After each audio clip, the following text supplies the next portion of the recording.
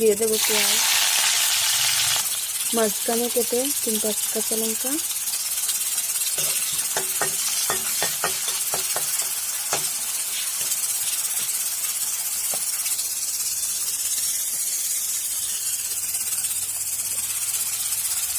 দিয়ে দিলাম শাক, লবণ, হলুদ গুঁড়ো, জিরা,